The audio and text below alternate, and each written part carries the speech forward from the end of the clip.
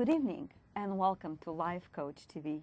I'm Dr. Marianna Lead, and with me tonight is Siobhan Murphy, a Master Certified Coach with International Coach Federation of Quest Coaching International. Welcome, Siobhan. Welcome. Thank you for having me. I'm delighted to be here, Marianna. I'm delightful that you were able to make it and be here. So, I would love for you to share with me and with our viewers, what do you do as a coach? Okay. Well, I've been really privileged to be in this field for 13 years. Wow. I see myself as a visionary and an evolutionary type person. I'm concerned about human beings and where we're evolving and how we're evolving. And I see coaching as one of the vehicles I use to help people evolve to really express their highest potential. And I like to work in organizations, and I like to work with groups because I'm really passionate about what happens when people come together and talk about what matters most to them. And because people spend so much of their life at work, I tend to be speaking to groups at work. Right.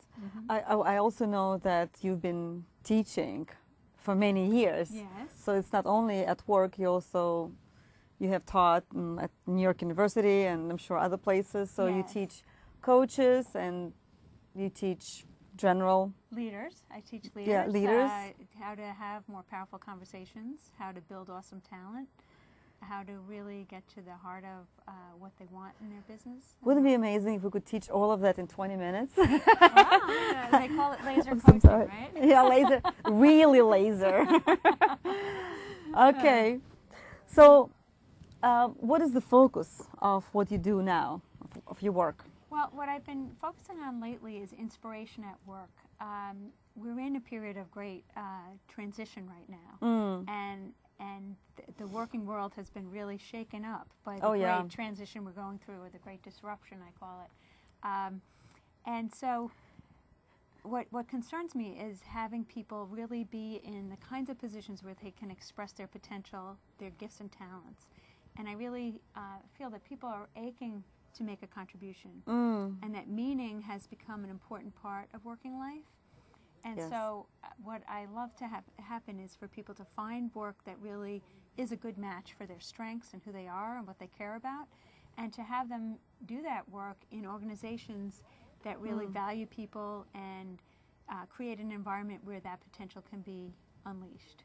We're hearing people talk now about the triple bottom line, not just profits, but profits, people, and planet. And some people add the fourth P of potential. So really looking to create organizations where all of that aching for meaning gets to be expressed, all of that contribution gets to be given. Well, ecology is very important. So I think that with all of the strife that we are going through right now, economically and otherwise, world grows through that. Absolutely. So what difference do you see in your work that impacts that consciousness? What moves, what shifts?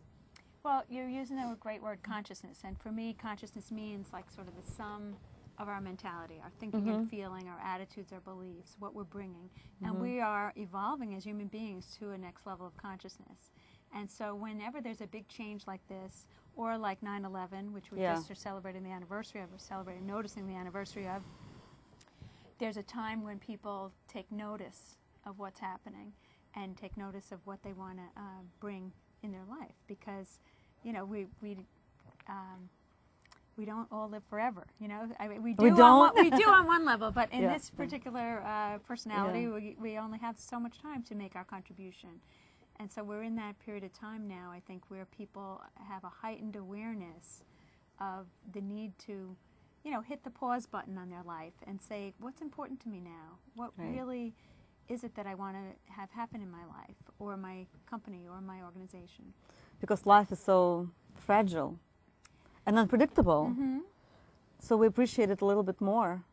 Yeah. And you know, it's almost like weird for me, because I almost feel that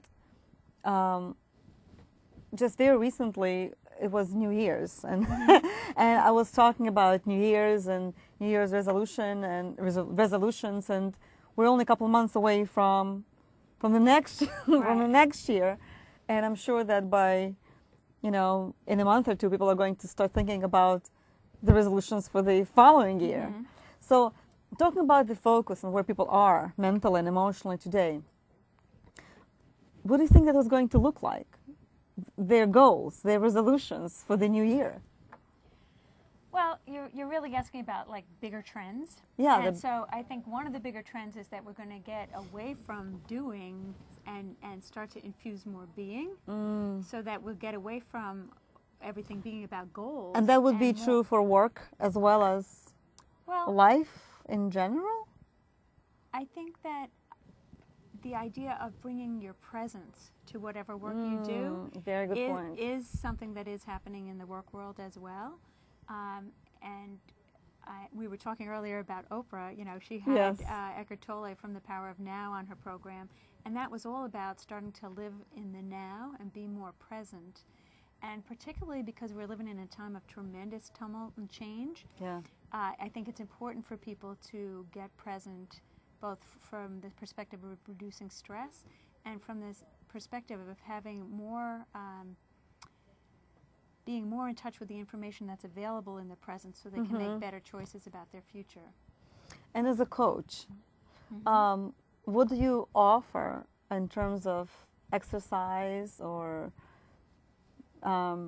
perception for people to cultivate all of that? Well, one of the things I do with my clients who are open to it is when we begin our coaching sessions, we start with just getting centered and present. Yeah, that's Sometimes that's 3 simple breaths. You know, I do the first breath is to let go of what happened before now. Let's do it all together. Whatever happened before, right now, just let it go. Then we take another deep breath in and use that to come into our body. This is something that relaxes people.